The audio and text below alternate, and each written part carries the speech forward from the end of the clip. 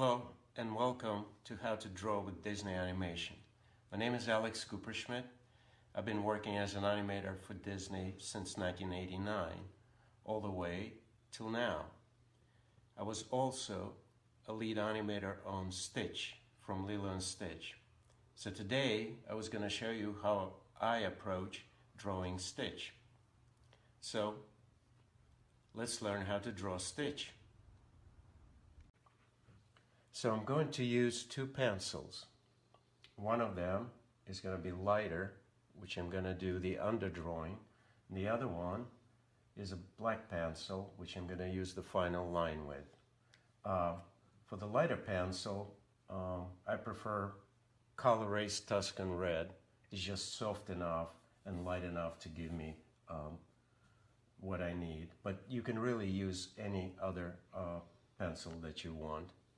It'll do the job.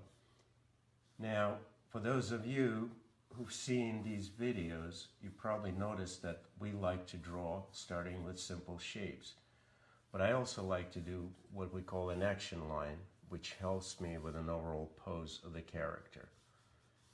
So, the first thing I'm going to do is sketch Stitch's overall head outline. And unlike the sphere, his head is actually kind of like a large hunk of bread. Then I proceed to drawing the body, which looks like a flour sack, a filled flour sack, and rough in the basic position of his legs and his arms. This is what I call his sneak pose, because he looks pretty sneaky in this.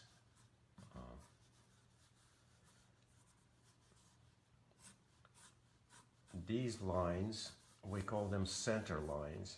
They help us establish which way the character's head is turned. We usually don't like drawing things too central because they make the character look flat.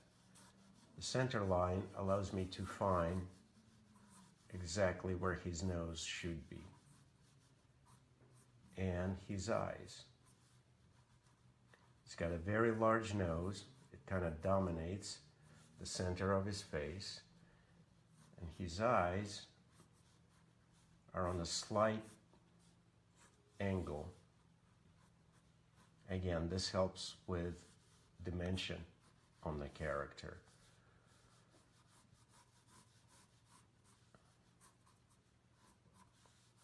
The mouth comes next. It's very wide. It goes all the way to the end, and he's got a rather thin, although still substantial, bottom lip.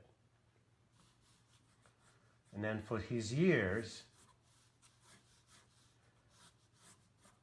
I use something similar to what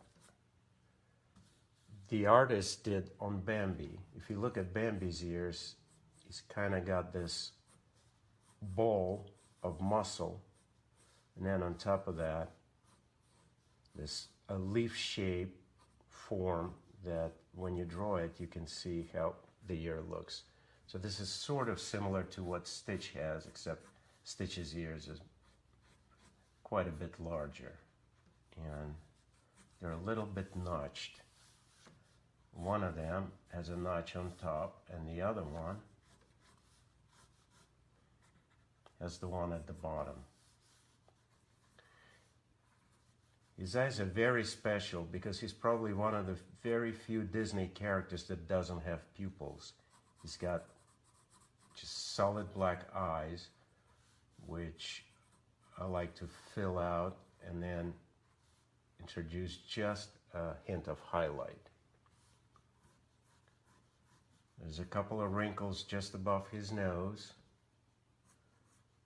and his eyebrows and his wrinkle under the eye, they all kind of echo the same position as the eye themselves, just larger. So the eye is sort of just nestled in this shape here on one side and on the other.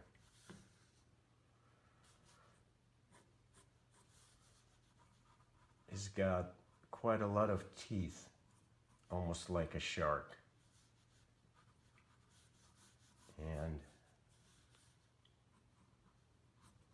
And he has no sharp corners. Everything on Stitch is sort of rounded.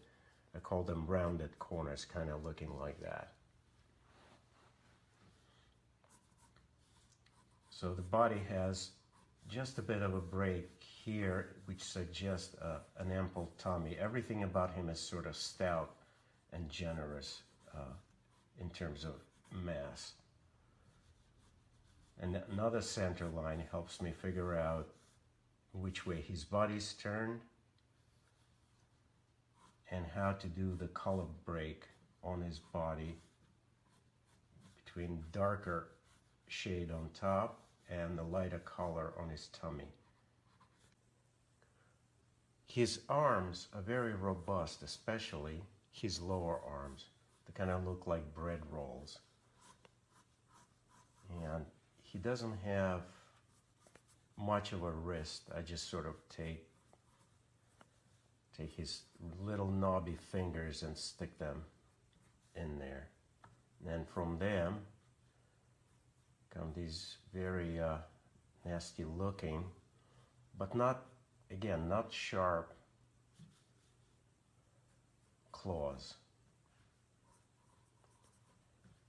So it's usually a good idea to vary the direction of his fingers so they have this kind of spread out look that suggests anticipation. And for the legs, as a rule, is a flat bottom, but I don't like making the legs look the same because it gives him a lot more dimension. One of the interesting things about drawing his feet is they sort of look like coasters, right? So it's kind of like a shape like that down here, to which again I add a thick rounded set of toes.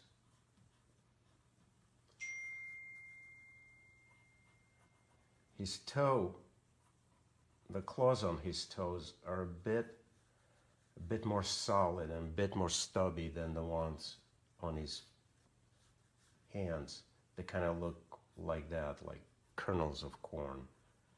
As you notice, I use a lot of bread in my drawing, but it's just trying to figure out a simple shape. It usually helps me to visualize what kind of shape it is. So this process of sketching very rough and very loose with a soft, lighter pencil is kind of a trick of getting a drawing done.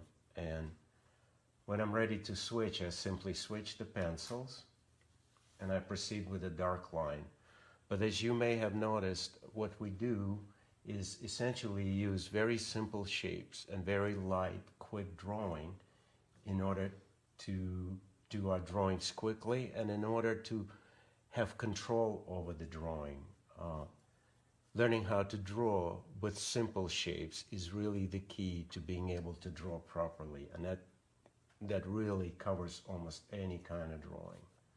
So now that I'm ready to tie him down, so to speak, I'm going to use a dark pencil and use a darker line to basically start outlining him in the final. Now that I have the underdrawing, I have confidence, and as I draw, I can correct any mistakes that I see. So, Stitch, even though he looks cuddly and very thick, almost like a plush toy, is actually a very, very heavy character. One of the directors on the film described him to me as a creature that has a weight of a fire hydrant.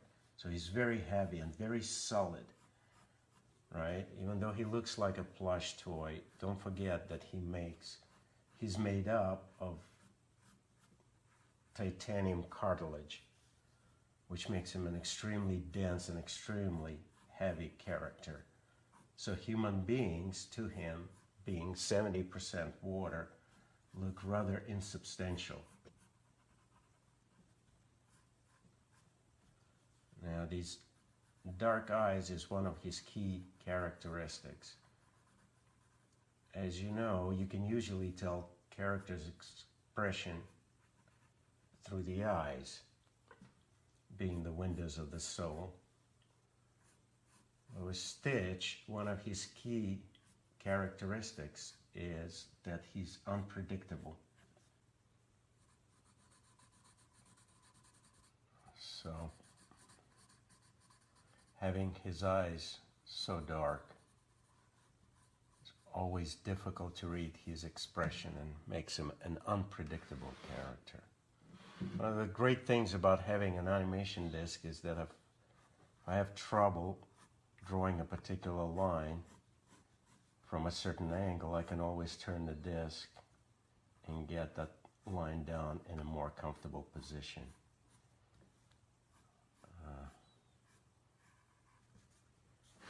So he's got these nice, generous S-curve shaped lines in his ears, and you can obviously place his ears down. I usually save it for more, say, sad or fearful position, because on animals, the ears are about as expressive as their eyes.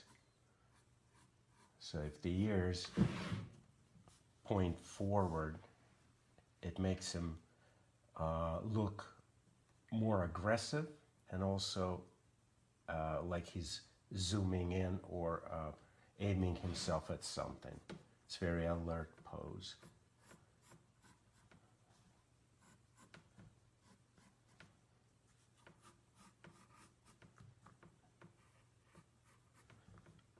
So most of our work, most of the work that I had done at Disney were done through this technique, which is drawing light first using simple shapes, and then going over with a darker pencil. It's a great technique, especially if you have to do a lot of drawing very quickly.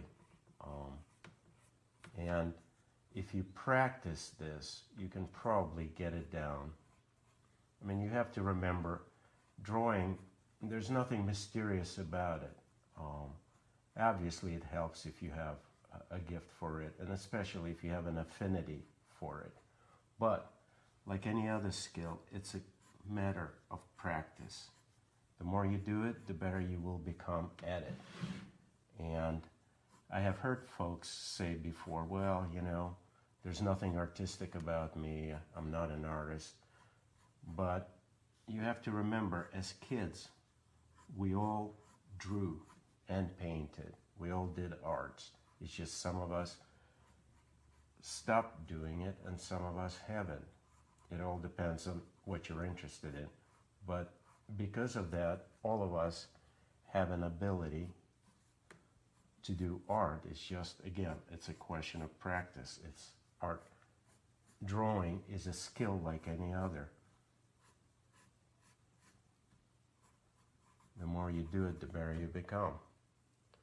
So right here, basically, that's about how quickly or how easily you can draw Stitch and sketch him.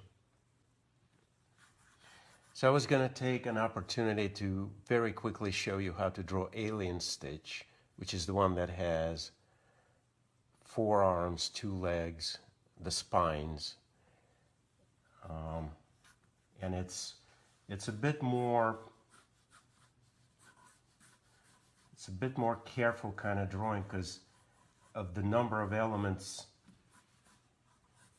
increased in the drawing. You have to be very careful with your composition so the drawing doesn't get cluttered. I'm going to pick an easy pose so you can see how his arms work in it. So, and this is just a quick and rough sketch, so it's not going to be finished, but the idea is that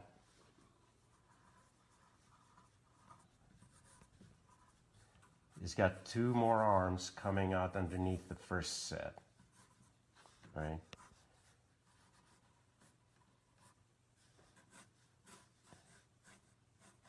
And in addition to that, on his back, he has a spine. So if you saw Stitch from the back, for example, let's say this is his back, the spines kind of look this way. The longest one is the middle, the next long is the one underneath it, and the shortest one is the one that's closest to his head.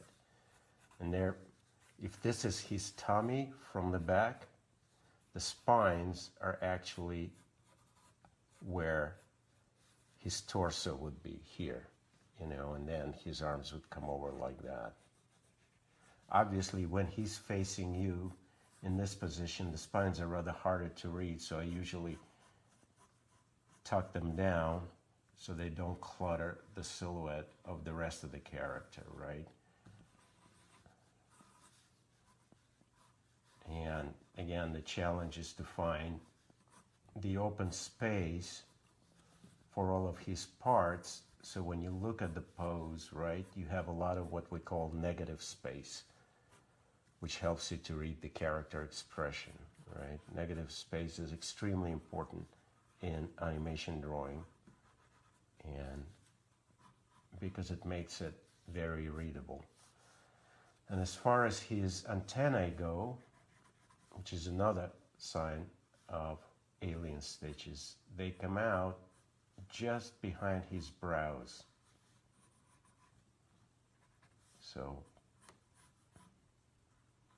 and I have these tiny little knobs at the end that kind of look like heads of mushrooms. If you were to draw them large, they would look sort of like that. And usually, as a rule book, his antennae have this nice little S-curve to them, which makes them look very organic. So as you can see, if I'm drawing a character that has all these elements, I always try to figure out a way to position his elements in such a way that they're all readable and can be seen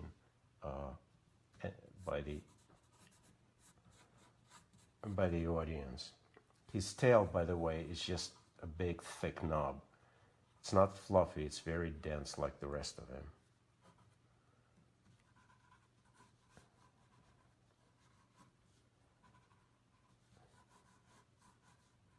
And he does have these nasty looking but not sharp teeth, a tongue.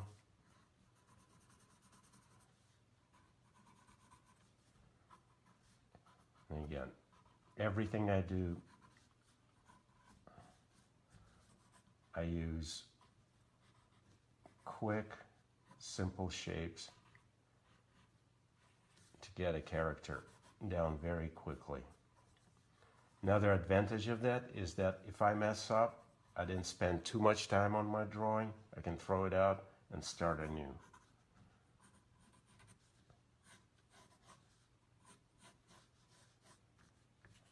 So that's basically all there is to drawing Stitch. The rest is just a matter of practice.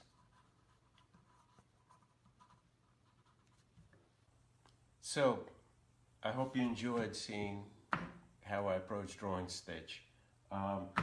Please remember, when you draw anything, is not to get worried about failing. I fail all the time.